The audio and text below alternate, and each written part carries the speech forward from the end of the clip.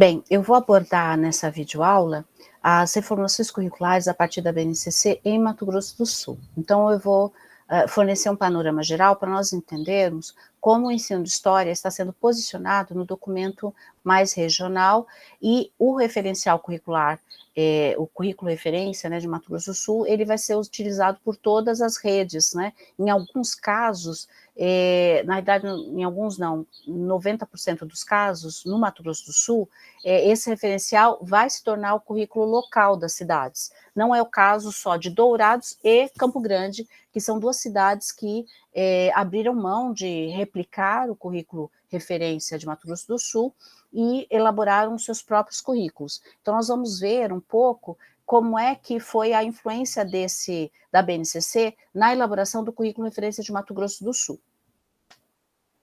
Então, qual que é o roteiro, né? Apresentar as propostas curriculares do Estado de Mato Grosso do Sul, de 1999 a 2020, muito rapidamente, para a gente ver esse processo.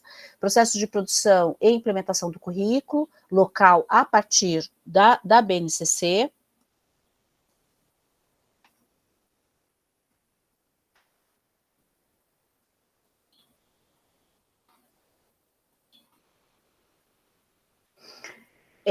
E o ensino de história no currículo referência de Mato Grosso do Sul, como é que ele ficou, né?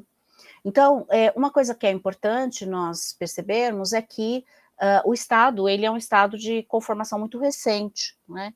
Então, nós temos no campo da educação, como nós já sabemos, sempre as coisas são abordadas de maneira bastante precária. Então, nós só vamos ter mesmo um projeto aí, praticamente 20 anos depois da inauguração da criação do Estado, né, de Mato Grosso do Sul.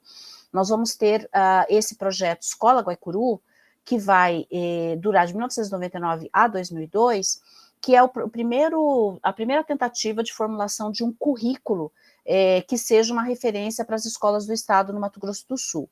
Esse projeto, ele traz no seu texto, né, a ideia de que eles buscam uma escola pública que efetivasse a democratização do acesso, a democratização da gestão, a permanência e progressão escolar do aluno e a qualidade social da educação, e também a valorização dos trabalhadores em educação, né? Uma coisa que é muito interessante é que tanto durante a formulação quanto durante o desenvolvimento de algumas ações desse projeto, houve participação muito ativa dos movimentos sociais aqui do Estado, indígenas, negros, quilombolas, MST, né?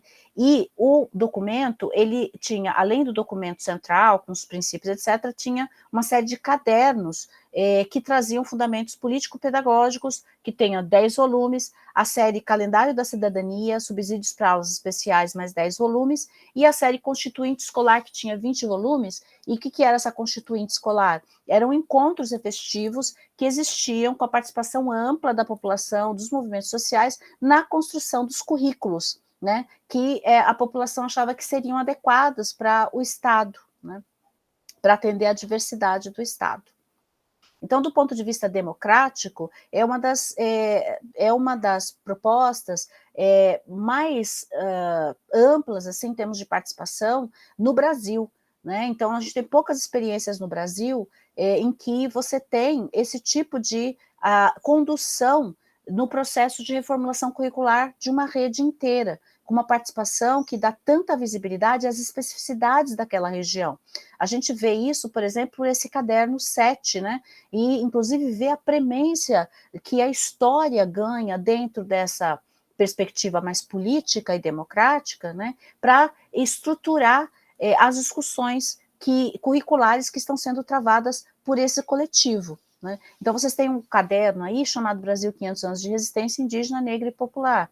Então, isso é muito interessante, né, de pensar que você tem um currículo que foi discutido durante quase 4 anos, constituído aí no diálogo com a população, que é o que a gente sonha, né, para o país inteiro. Mas é claro que esse processo foi interrompido por questões políticas, né? O professor Pedro Kemp era quem liderava a Secretaria de Educação na época, ele sai e vai entrar um novo secretário de Educação que vai simplesmente deixar para trás todo esse trabalho, né, até a passagem do governo, na gestão do André Potinelli, a partir de 2007, que vai apagar todo esse trabalho e que vai constituir esse documento de gabinete, que depois eles submetem à consulta pública, leitura pela rede, como tradicionalmente se faz, tá? E vai depois instituir os chamados referenciais curriculares, né, da rede estadual de ensino em Mato Grosso do Sul. Você vai ter o de ensino fundamental e ensino médio, sendo deixado de fora a educação infantil. A educação infantil, nessa época, vai utilizar de referencial o referencial curricular nacional de educação infantil, que é um documento que foi produzido pelo governo federal, né, junto com os PCNs, os Parâmetros Curriculares Nacionais. Então vejam que esse documento, ele é um documento que quebra aquele processo todo de participação popular que ocorreu, ele simplesmente apaga a participação dos movimentos sociais na construção daquele documento e vai instituir um documento muito parecido com os PCNs da época, porque ele vai ser feito à luz dessa discussão do PCN, mas não só, ele também reinstitui certas tradições curriculares que são consideradas, do ponto de vista da pedagogia, como pautados por uma pedagogia tradicional, né? O ensino de história, idem, nessa linha. Tá? Depois disso, nós vamos ter, então, já motivado pela obrigatoriedade de reformulação curricular, que vai ser instituída pela Base Nacional Comum Curricular, nós vamos ter a produção do Currículo Referência de Mato Grosso do Sul, que ele é também um documento produzido em gabinete, que depois é submetido, né, à consulta pública. Então, ele segue a mesma lógica institucional que foi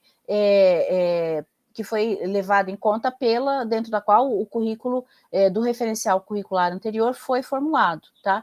Então, nós tivemos aí a formulação, e já está em vigor desde o ano passado, o documento referente à educação infantil e ensino fundamental. Então, vejam, observem que o referencial curricular já não serve mais de parâmetro, ele foi substituído por um documento do Estado que vai englobar a educação infantil e o ensino fundamental, e depois vem sendo produzido o documento do ensino médio, que já está aí em sua versão preliminar, disponível na rede. Tá?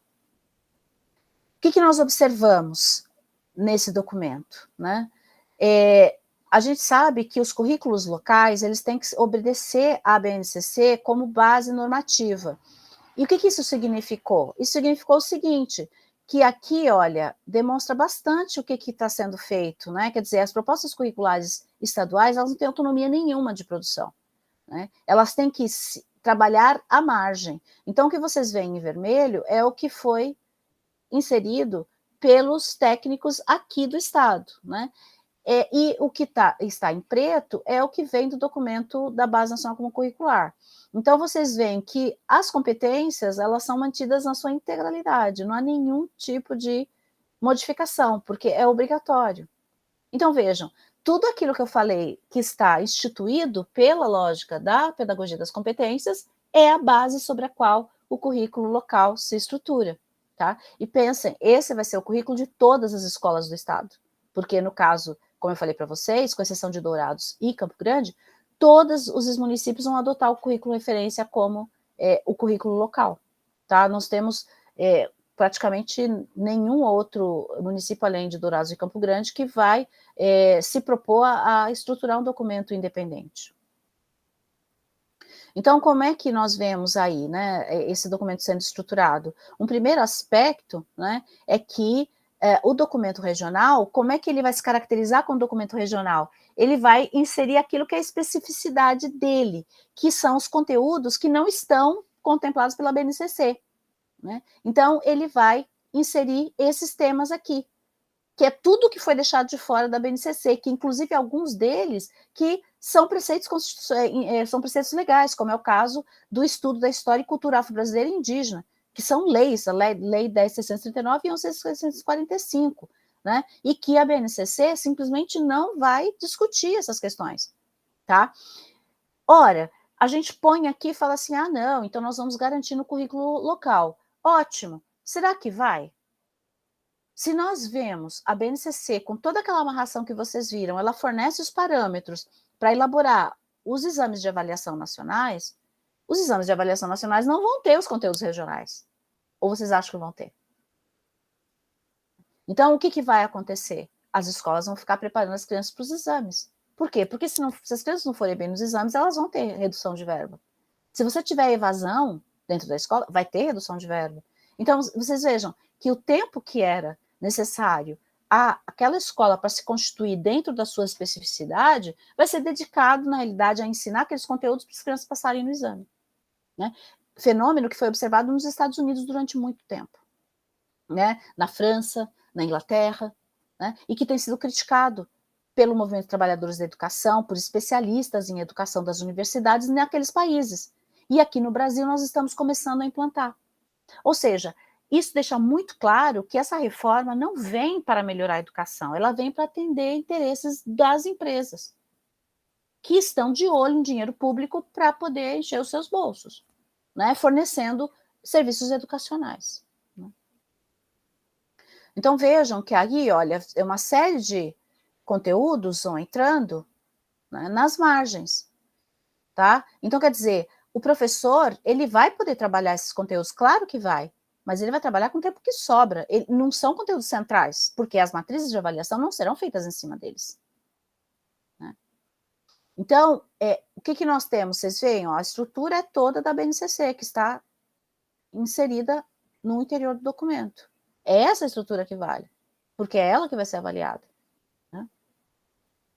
E permanece a lógica das competências, né, que vem lá do documento da BNCC. E aqui, vocês veem, percebem, olha, de acordo com a BNCC. Então, quer dizer, aquilo que é essência permanece nos documentos.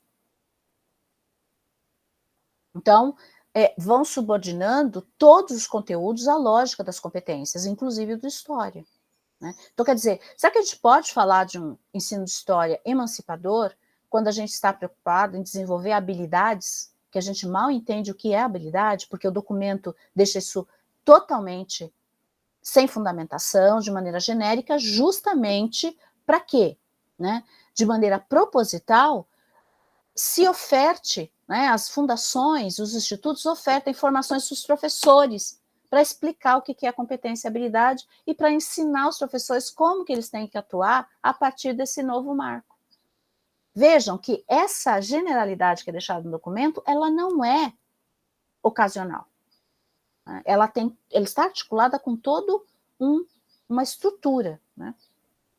Então, o que nós percebemos? Né? Que o fundamento pedagógico da BNCC, que são as competências, se torna o fundamento pedagógico dos ensinos das disciplinas e, portanto, se tornará o do ensino da história. Né? Então, quando vocês estiverem lá trabalhando com as competências e habilidades do campo do ensino de história, lembre-se que vocês estão treinando os seus alunos para essa sociedade do desemprego, a sociedade de um mercado restritivo, né, um mercado de trabalho. Não, você não forma para o trabalho, você forma para o mercado de trabalho. Esse mercado é regido por uma lógica que as corporações que determinam. Né? Então, você vai sempre estar formando o seu aluno pensando nessa competitividade que vai ter lá na frente, então você quer formar os seus alunos, os melhores alunos, para eles competirem né, lá na frente e conseguirem esses cargos. Porque se eles não conseguirem, eles vão ter que ser empreendedores. O que é ser empreendedor? Né? É ficar jogado à lógica da desproteção, sem nenhum tipo de apoio do Estado, tendo seus direitos totalmente não garantidos, né? Pagando impostos normalmente, mas não tendo o Estado a seu serviço, e sim a serviço dessas corporações, dessas empresas educacionais. Né?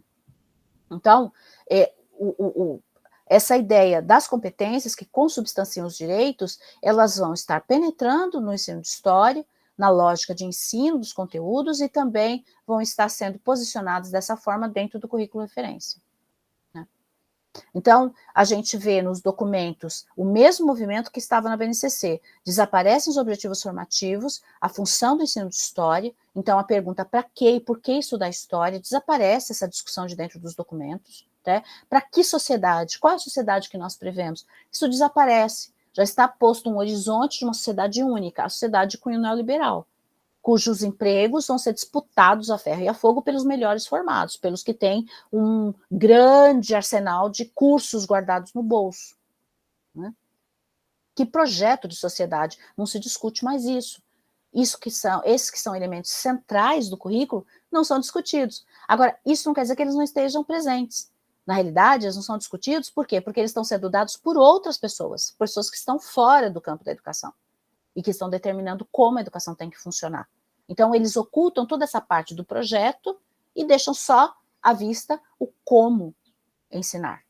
Né? Por isso que nós situamos esses documentos curriculares na perspectiva do tecnicismo, né? Do praticismo, formar os professores para a prática.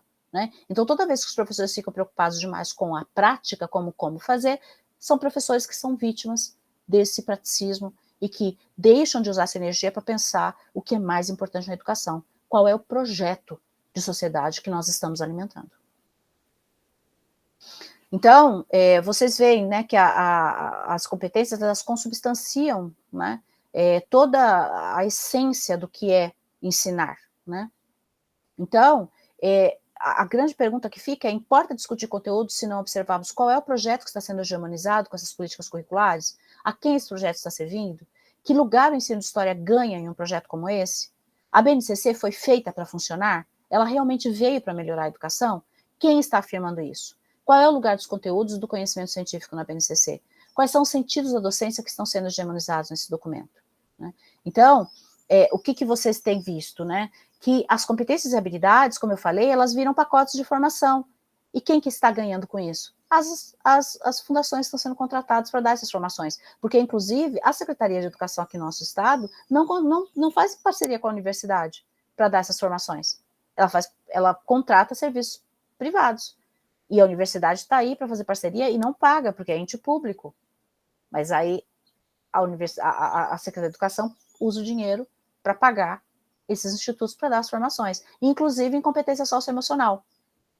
Né? O que é a competência socioemocional? Né? É você formar essa criança de forma que você possibilite que essa empresa que ele vai trabalhar o tenha como totalmente resignado e passivo, agindo de acordo com aquilo que aquela empresa quer, dominando as suas emoções, né? De forma plena, ou seja, não questionando nenhum tipo de elemento daquela estrutura.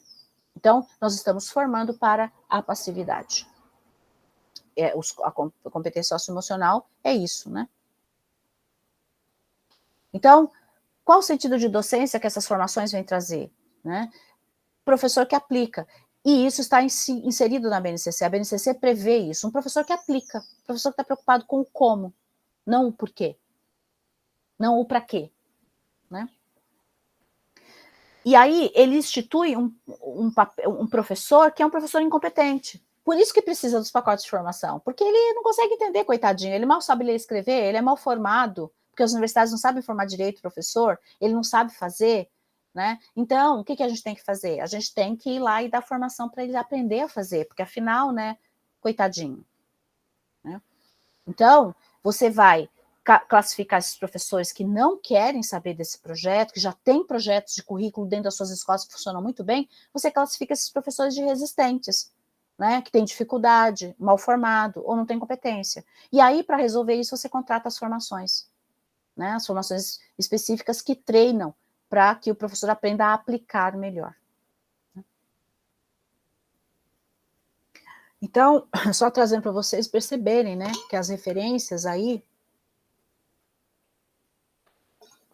a gente tem, né, de história, um documento tem 821 páginas, nós temos uma referência de história aqui, vocês estão vendo? Roger Chartier, História Cultural.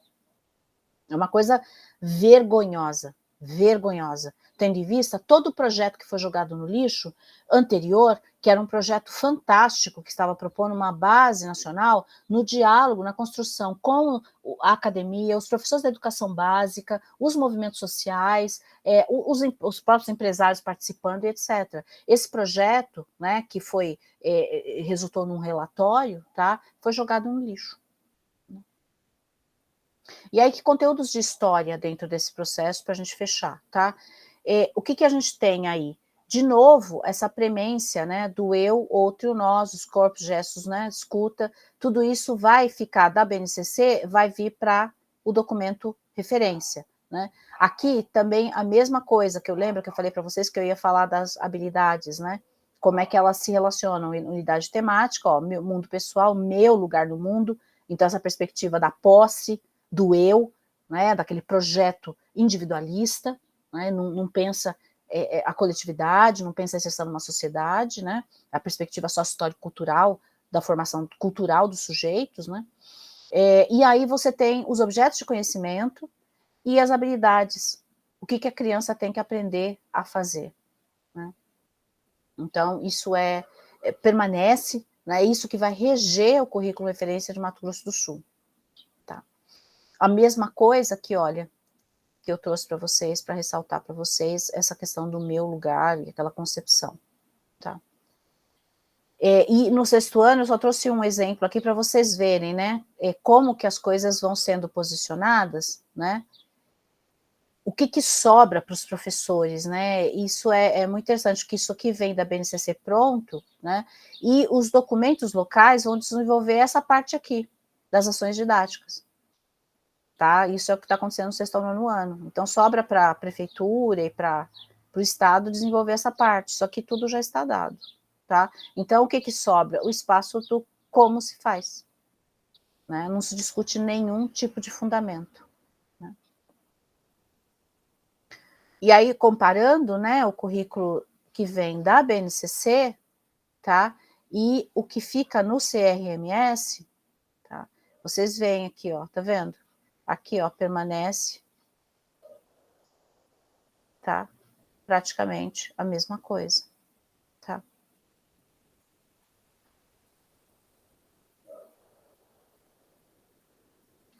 Então, o que a gente tem que perguntar, né? Quais são os sentidos que estão sendo fixados nesses documentos? A que projetos estão atendendo? Como o ensino de história está sendo esvaziado e sua função está sendo tecnificada? Né? O ensino de história está sendo esvaziado da sua função crítica. Há um esvaziamento do que se concebe por conhecimento, acesso das crianças a conhecimento. Conhecimento e conteúdo se tornando a mesma coisa. Né? Quer dizer, conhecimento, essa capacidade do ser humano de analisar a sociedade mobilizando conteúdos, né? São coisas diferentes, conhecimento e conteúdo. Na lógica da BNCC, ela se torna a mesma coisa. Né? Tanto que você fala objeto de conhecimento e vai aliar com a questão da habilidade. Então, fecha esse ciclo. Né? O conteúdo, ele é repetido, mecanizado, sem objetivo, sem função social e é esvaziado. Ele está limitado à ideia de habilidades. Né? Então, no caso do documento de história, né, o fazer de historiador, ele está colocado naquele significante atitude historiadora, só que na BNCC e no currículo referência, o esvaziamento desse significante, o distanciamento dele das referências teóricas, do campo da história, do campo do ensino de história, fazem com que ele se torne um híbrido que vão ser associados às ideias vai ser associado à ideia de fazer apenas.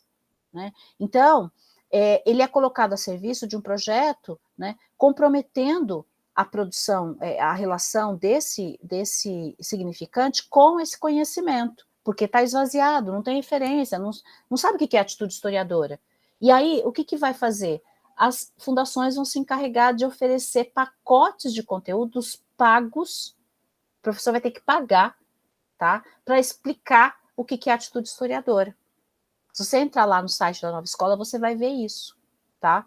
Saiba o que é atitude historiadora preconizada pela BNCC. Aí quando você clica lá para ver, eles falam, olha, assine um mês grátis, depois você paga tanto. É isso, né? Aí a gente vê o ciclo se fechar. Né? E aí a pergunta, né? A BNCC foi feita para funcionar? Para melhorar a qualidade da educação? De qualidade está se falando? Né, da qualidade social, que vem das demandas dos movimentos sociais, ou seja, o Estado atendendo os direitos, ou da qualidade total, que vem da demanda dos empresários, né, em que fala que não é o Estado que tem que atender direito, o direito, na verdade, ele se transforma nessa mercadoria, né, que ela vai, só quem tem dinheiro vai ter acesso. Né, e se nós pensarmos que a BNCC é feita dentro dessa lógica, aí sim ela foi feita para funcionar, mas não dentro da lógica de atendimento do direito à educação. Então, a gente tem que entender, para poder vislumbrar isso, perceber a BNCC nesse conjunto de políticas. E aí a gente consegue entender todo o maquinário que está montado em volta dela, a indústria do livro didático, né, que permanece uma tradição, né? Ela vai incorporar essa ideia da atitude historiadora, mas mantém a linearidade dos conteúdos, a cronologia, uma concepção individualista, né? Como vocês viram, como eu falei, né? A BNCC atende à qualidade total, que é essa qualidade do ponto de vista empresarial, né? O que isso indica? Indica para a gente a instituição cada vez mais intensa de mecanismos de medição, né? Então, os exames de avaliação, tá? Por quê? Porque você quer estabelecer uma meta, uma lógica de rendimento. E essa lógica de rendimento está relacionada com você fazer algo dar lucro. Então, você institui essa lógica do empresário dentro do Estado para que as empresas possam entrar e agir com tranquilidade sem serem questionadas pela população. A lógica está instituída já dentro do Estado, de rendimento, né? Então, a empresa entrar e buscar rendimento e cobrar por isso vai ficar uma lógica natural, né? Nós vamos pagar 2 vezes pelo serviço, paga para sustentar o Estado e paga para poder ter o seu filho na escola, que é o que já acontece muito hoje, né? Com pessoas que pagam escola particular e pagam os seus impostos. Você paga 2 vezes pela mesma coisa, né? A responsabilização, então, o professor ser responsabilizado pelo fracasso e não esse sistema. Isso é outro mecanismo dentro do qual a BNCC está e ela atende muito bem a isso, tá? Cada vez mais o professor tem sido responsabilizado pelo fracasso escolar, né? Fazendo com que a população tire os olhos de toda essa estrutura que está por trás, tá? E a padronização, que visa atender a formação daqueles sujeitos que vão conseguir se encaixar nesse mercado que é determinado por essas corporações, né? Então, o que nós temos aí? Interesses comerciais, mercantis, muito maiores do que os sociais, né? Então, é isso, gente. Vocês vão fazer a atividade de leitura da Base Nacional Comum Curricular, já considerando esses elementos que eu apresentei aqui, né? E vocês vão ter que lidar no cotidiano da escola com esse enfrentamento. Como que eu vou ter que atender uma base, mas ao mesmo tempo vou subverter isso, né? Como que eu vou tentar continuar nesse processo? E aí a ideia é que exista uma subversão mesmo. E é esse o conteúdo da nossa próxima aula. A discussão é quais são as possibilidades para se fugir disso? Como que eu posso, ao mesmo tempo, atuar obedecendo a essas diretivas, porque não vai ter muito jeito, vai entrar nessa aula de aula, vai ter que fazer planejamento de acordo com a BNCC, preencher sistema, etc. Mas como que a gente pode atuar para ir revertendo essa situação? Então, esse é o conteúdo da nossa próxima aula. Um grande abraço.